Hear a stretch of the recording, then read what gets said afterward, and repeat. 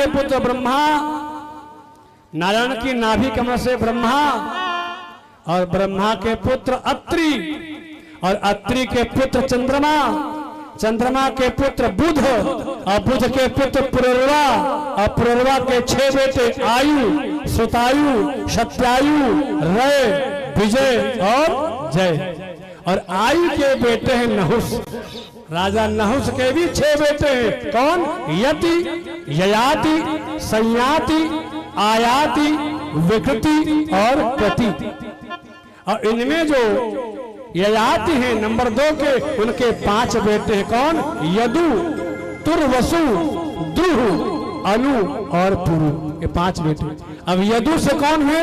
यदु से सतजित, सतजित से सहस्रजित, सहस्रजित से नेत्र, नेत्र से कृति, कृति से मध्यमान, मध्यमान से भद्रक, भद्रक से धनक, और धनक से कृतवीर, कृतवीर से राजा सहस्रार्जुन, और सहस्रार्जुन से तालजय, और तालजय से जयध्वज, और जयध्वज से आविर्होत्र, आविर्होत्र से मधु, और मधु से वृष्णि, और वृष्णि से चित्ररथ, और चित्ररथ से विदुरथ, विदुरथ से सुई, और सुई से भजमान, और भजमान से वृष्णि, और वृष्णि से देवमीढ़, और देवमीढ़ से सूरसेन, और सूरसेन से वसुदेव, और वसुदेव के पुत्र कृष्ण, कृष्ण भगवान।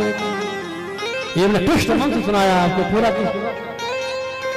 ये पावन कृष्ण वंश है। और वही कृष्ण जो है आते हैं, और वसुदेव के बेटे कृष्ण हैं, शूरसेन के बेटे वसुदेव हैं, और उग्रसेन का बेटा कंस है। कहते हैं कि भगवान वसुदेव से बेटे हुए, देवकी के पुत्र हैं, देवकी के 6 पुत्र हुए, 8 पुत्र हुए, 8 पुत्र में 8वें पुत्र। और वसुदेव के कितनी रानियां? 7 रानी, गौरवी, रोहिणी, भद्रा, मदिरा, रोचना, इला, देवज्ञा, प्रमुखा, आसन, पत्नियां आनक दुंदुभि। 7 पत्नियां हैं वसुदेव की, रोहिणी भी हैं और देवकी भी। देवकी के 8 बेटों में भगवान कृष्ण अंतिम बेटे, और 6 बेटों को कंस मार डालता है। और देवकी के जो 7वां गर्भ है वही रोहिणी का पहला बेटा है। देवकी का जो 7वां गर्भ बलराम है वही रोहिणी के पहले बेटे। और देवकी के गर्भ से जन्म हुआ, मथुरा में जन्म हुआ, गोकुल में पलना झूले, वृंदावन में गाय चराई, और मथुरा जाकर कंस को मारा, और कंस को मार के द्वारिका बनाई, और द्वारिका बनाई, पांडवों और कौरवों का युद्ध कराया, सारे राक्षसों को मारा, और मार करके भगवान कृष्ण धराधाम को चले गए। हो गई पूरी कथा। लोग गोविंद भगवान की जय। कथा भागवत हो गई, घर जाओ अपने अपने, कथा हो गई। एक श्लोक में पूरी कथा सुना दिया सुखदेव जी महाराज ने। तो परीक्षित लगा, प्रभु ये क्या किया आपने? जिन कृष्ण की कृपा से, जिन कृष्ण की कृपा से हमारे बाबा ने बड़े बड़े वीरों के रहते हुए भी जीत हासिल किया, ऐसे भगवान कृष्ण की कथा सुनाने में आप कंजूसी कर गए। हाँ, तो जानते कथा कैसी हो रही थी? कथा आज जैसी नहीं थी। कथा 4 घंटे हो फिर बंद हो जाए, 24 घंटे 24 आवर्स कंटिन्यू कथा बराबर चल रही थी, नॉन स्टॉप। तब 7 दिन में पूरी भागवत पूरी हो पाई थी।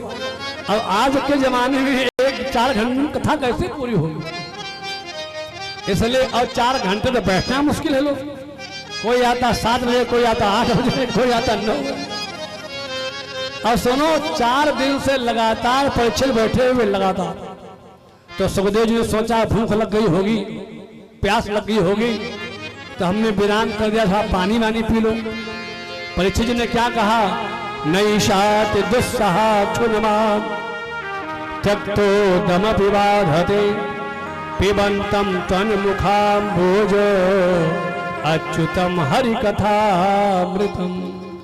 का प्रभु अब भूख नहीं लग रही है, अब प्यास नहीं लग रही है। एक बार प्यास लगी थी तो ऋषि के गले में सांप डाल दिया मरा हुआ। उसी का परिणाम हम भोग रहे हैं। हमको सांप लग गया, अब हमको प्यास नहीं लगी। आपके मुखार बिंद से जो कथामृत मैं पान कर रहा हूं, इसके आगे अब जल की आवश्यकता नहीं। क्यों? जब रसगुल्ला मिल रहा है तो गुड़ कौन खाएगा?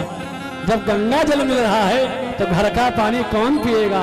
प्रभु आप अमृत पिलाओ, हमें पानी नहीं पीना। ता धन्य हो परीक्षित, तुम राजा नहीं हो, तुम राजर्षि नहीं हो, तुम राजर्षि सप्तम हो। और कथा सुना रहे हैं कि जब त्रेता युग का खत्म हुआ, द्वापर युग में धर्म की हानि हुई और अधर्म बढ़ा। जब जब होई धर्म कई हानि, बाढ़ई असुर अधम अभिमान। तब तब प्रभु धरी विविध शरीरा। विविध है, मनुष्य नहीं है। बहुत लोग क्या कहते हैं मनुष्य शरीरा, मनुष्य नहीं है। क्यों? भगवान ने कच्छप अवतार भी लिया है और मत्स्य अवतार भी लिया है, 12 अवतार भी लिया है, केवल मनुष्य नहीं लिया है। बहुत लोग क्या कहते हैं मनुष्य शरीरा। तो तब तब प्रभु धरि विविध शरीरा, हरहि कृपा निधि सज्जन प्रिय। यदा यदा हि धर्मस्य ग्लानिर्भवति भारत, अभ्युत्थानम् अधर्मस्य तदात्मानं सृजाम्यहम्। परित्राणाय साधूनां विनाशाय च दुष्कृतां, धर्म संस्थापनार्थाय संभवामि युगे युगे। हर युग में भगवान ऐसे, जब अधर्म बढ़ता है, धर्म की हानि होती है, तो भगवान धर्म की स्थापना करने के लिए इस भूमंडल पर अवतार लेते हैं। आज जब अधर्म बढ़ा तो सारे देवता और गाय को, पृथ्वी को गाय बना करके सारे देवता ब्रह्मा जी के पास जाते हैं, और ब्रह्मा जी जाते हैं नारायण के पास, और नारायण कहते हैं कि मेरा जल्दी ही अवतार होगा और तुम सब लोग गोप बन जाओ, तुम सब लोग गोपी बन जाओ। तो सारे देवताओं को वचन देते हैं कि भगवान आने वाले हैं। और इधर मथुरा के राजा है उग्रसेन, और उग्रसेन के कोई बेटा नहीं। उग्रसेन ने यज्ञ कराया, तो यज्ञ करा, तो यज्ञ के बाद उग्रसेन की पत्नी गर्भवती हुई। अब पत्नी एक बार जंगल में विहार करने गई, और वहां ऊपर से एक द्रुमिल नाम का राक्षस जा रहा था। तो द्रुमिल नाम के राक्षस की छाया पड़ गई उनकी पत्नी के पेट के ऊपर, जिससे जो बालक हुआ तो ब्राह्मणों से पूछा, ज्योतिषी लोगों से राजा ने, महाराज बताओ हमारा बालक कैसा होगा?